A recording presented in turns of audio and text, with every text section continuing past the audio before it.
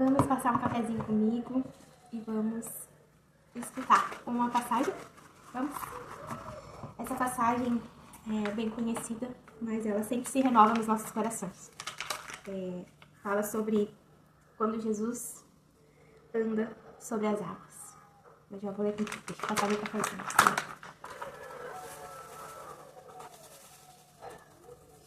E é impressionante que uma passagem fale com a gente em determinadas épocas da nossa vida de formas diferentes. Por isso é impressionante. Vamos à passagem então.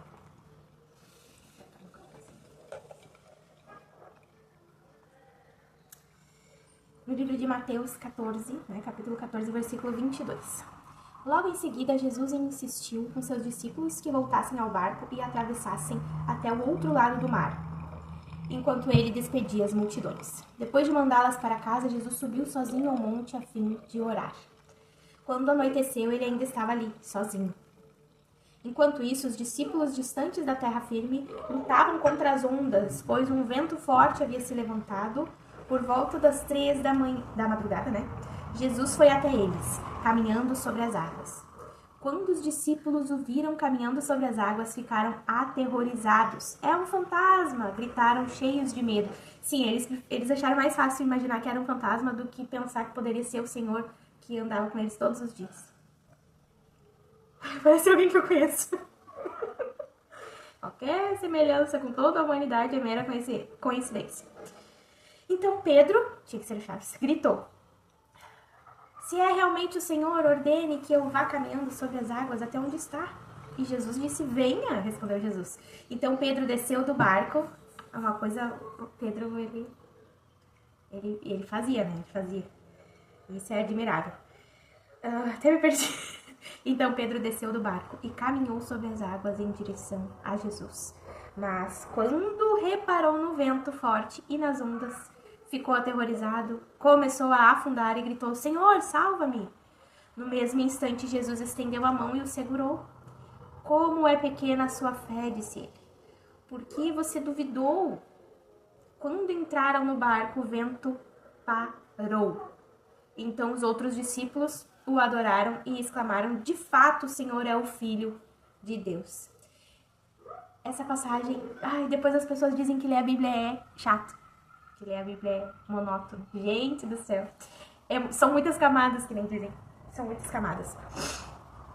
Falam só da parte da pequena fé de Pedro, que ele vacilou, mas não falam da coragem dele ter sido o único do barco que resolveu falar com tal fantasma, que resolveu ir mesmo para ver se era, e que só depois vacilou, Então a gente precisa reconhecer que dentre todos os outros, nenhum tomou essa atitude, nenhum teve essa experiência, E são muitas camadas mesmo. Olha como nós somos falhos e pequenos, a gente sempre olha mais para a ventania, para a circunstância, para o que está acontecendo, para o problema, do que para o fato de que até ali andamos sobre as águas.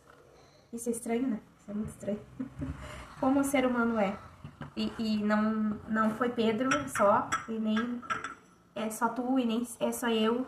Isso ocorre muitas vezes, e por isso essa passagem tá aqui, para nos instruir sobre isso, para nos mostrar: peraí, até aqui eu andei sobre as águas com Jesus. Por que de repente eu comecei a olhar para as circunstâncias, e por que de repente eu parei de olhar para o que ocorreu de sobrenatural até agora?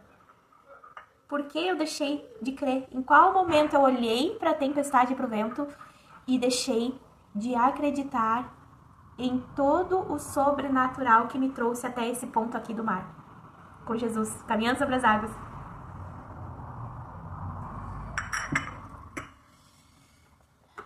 É por isso que determinadas passagens estão aqui, porque elas nos ensinam muito sobre coisas atuais. Ela é nosso manual. Mas seguindo, lá no início, fala que Jesus, depois de mandar a multidão para casa, subiu sozinho ao monte a fim de orar. Tem momentos, que todos os momentos Jesus estava com os 12 discípulos junto a ele. Mas tem momentos em que é importante estar sozinho. Tem momentos que é importante orar, se retirar e orar sozinho. Isso tem instrução aqui na Bíblia também sobre entrar no teu quarto em secreto, fazer tua oração. Mas em vários momentos se vê, principalmente no período perto ali do Senhor se entregar por nós, né, e morrer na cruz, para nos salvar, aparece muito essa questão do estar sozinho orando. Se retirar dos seus e estar sozinho orando. Porque a intimidade, a comunhão com o Senhor, ela se constrói no secreto, no sozinho. Claro, é importante estar em comunhão, é importante estar na videira, na força da igreja, dos irmãos orando juntos, mas nenhuma oração em conjunto é o mesmo que estar no secreto, sozinho, orando com o Senhor. Isso é precioso, isso é comunhão com Cristo, é intimidade com o Senhor. E a palavra diz ali no final que quando eles entraram no barco, o vento lá fora cessou. No momento que o Senhor Jesus entrar na tua circunstância, no teu coração, no momento que o Senhor Jesus for convidado a ser o teu único e suficiente Salvador e morar no teu coração, a tempestade que existe fora será cessada, resolvida, estabelecida e haverá paz. Em nome de Jesus. Esse que eu vim dizer hoje, que tu possa tomar teu cafezinho também, por mais simples que seja, lendo a instrução divina ou meditando nessa passagem que tu ouviu aqui. E tenha certeza, vão vir outras tempestades, assim como vieram na palavra. Mesmo com Cristo, há muitas grandes tempestades, mas o Senhor está no barco, o nosso barco não afundará. A nossa tempestade lá fora não predominará, não sobressairá a paz e a resolução que o Senhor trará para a tua vida. No momento que Jesus entrou no barco, a tempestade fora cessou. Aqui diz: quando entraram no barco, o vento parou. Coloca o Senhor Jesus dentro do teu barco e essa tormenta, esse vento, esse furacão que está lá fora, em volta do teu barco, cessará. Em nome de Jesus.